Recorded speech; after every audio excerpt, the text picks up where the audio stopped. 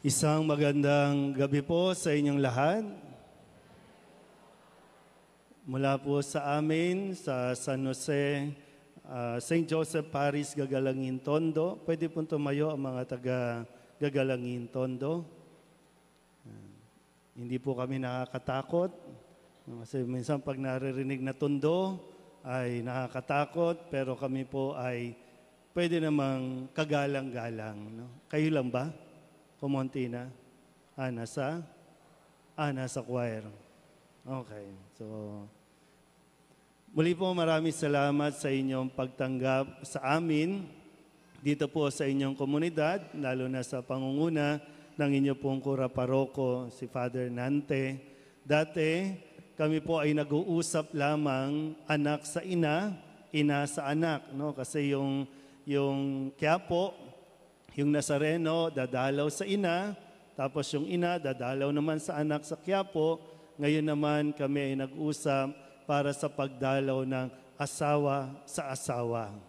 Sabi ko kay Father Nante, meron palang third party kasama yung third party. No, yung inyong second patron, no? Yung si Saint Francis. Pero nawa, bago po umalis, ang aming pong imahin ni San Jose, ay muli natin pagnilayan, no, yung mga mensahe para sa ating lahat. Dahil pagkatapos din ng misang ito, magproposisyon din tayo. Kaya maganda na mapaalalahanan tayo ng ating mga pagbasa kung ano ang higit na dapat nating mapagtuunan ng pansin. Sa Ebanghelyo, meron pong dalawa, no? Kung tutusin, dalawa na lumapit kay Jesus para sa kagalingan. Yung isa, para sa kanyang anak na 12 taong gulang, batang-bata pa, pero no, sa kasawiang palad ay hindi na umabot si Jesus, namatay na, pero ganun pa man, ito ay muling binuhay ni Jesus. At yung isang babae na 12 taon nang dinudugo, lumapit din kay Jesus. Sa kanya pong paglapit, siya ay nanalig na mahawakan man lamang ang laylayan ng kanyang damit, siya ay gagaling. So dito po sa mga tagpong ito, maraming tao ang sumasama. Maraming tao ang nag-uunahan na makalapit kay Jesus. Pero bakit naging matingkad ang dalawang tauhang ito, ang dalawang kwentong ito? Katulad ng ginagawa natin, no, na magandang paalala kasi kahit buwan-buwan tayong sumama sa prosesyon, minsan, no, kapag yung Nazareno, sa karanasan namin, kahit araw-arawin mong sumama sa prosesyon, magpasanan, humawak sa damit, humawak sa krus, kung wala tayong tinataglay na pananampalataya, hindi natin magagawa yung magpakumbaba. Sabihin nyo nga po, pakumbaba. So yung pananampalataya na tinataglay nung tatay para sa kanyang anak, yung pananampalataya na tinataglay nung babae, no, na pananampalataya, yun ang nagpagaling, yun ang pumukaw ng damdamin ng ating Panginoong Hesukristo. Sabihin niyo nga ulit, pakumbaba.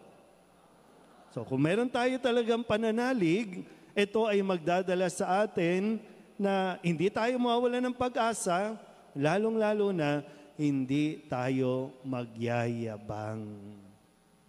Kasi minsan, akala natin, dahil sumasama tayo sa prosesyon, ang attitude natin, dapat ibigay ng Diyos yung demands natin.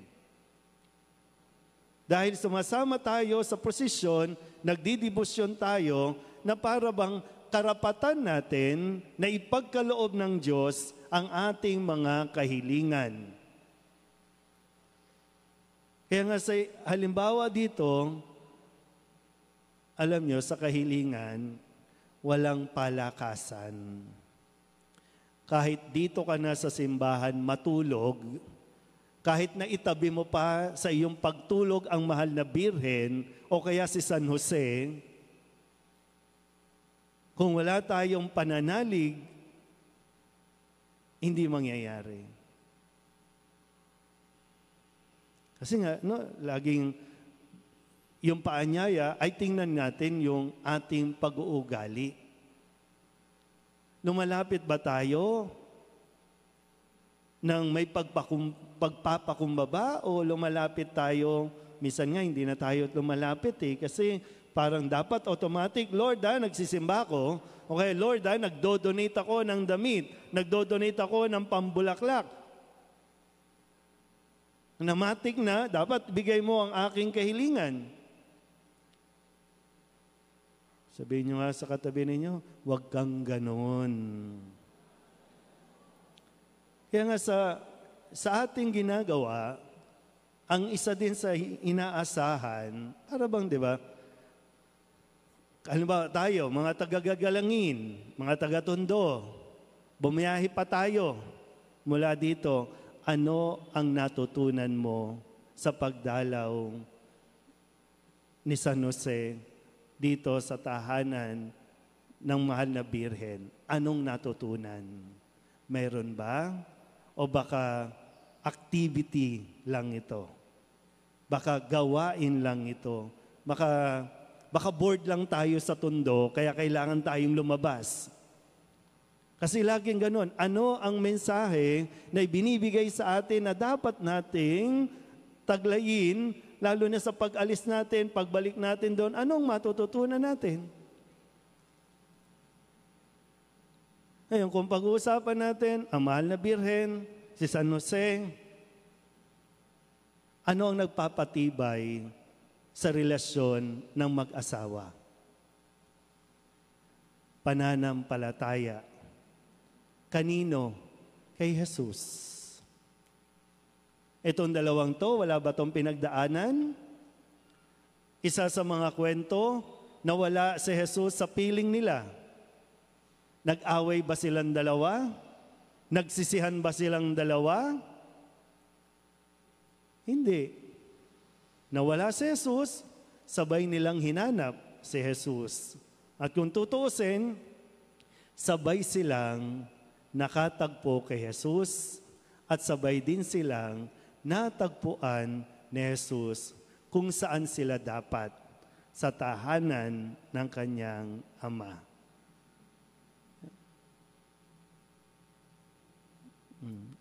Uwi na. Sa atin po kasi mga parang nakakagawian, bakit ka sasama sa prosesyon? Kasi mayroon akong hinihiling. Either, kamusta ang relasyon ninyong mga mag-asawa? Bakit ikaw lang ang kasama sa prosesyon? Nasaan yung isa? Nawawala pa ba? O nagwawala pa hanggang ngayon? Bakit ka sasama sa prosesyon? Anong ididemand mo? Sasama din tayo sa prosesyon, katulong ang mahal na Birhen, katulong si San Jose, andyan na rin si St. Francis, na tulungan tayo na huwag mawala ang ating pananalig kay Kristo. Dahil na kay Kristo ang lahat ng kasagutan sa ating mga problema, na kay Kristo ang lahat ng mga hinahanap natin.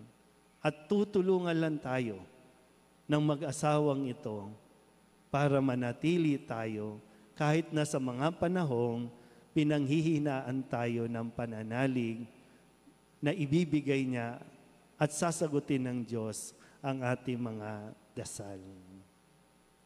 Pero muli, paanyaya sa atin, nawa sa pagdiriwang natin ngayon, matuto din tayong lumapit sa ating Panginoon ng may pagpapakumbaba, lalo tigit ng may pananalig sa Kanya. Ibigay man o hindi ngayon ang ating mga kahilingan. Amen.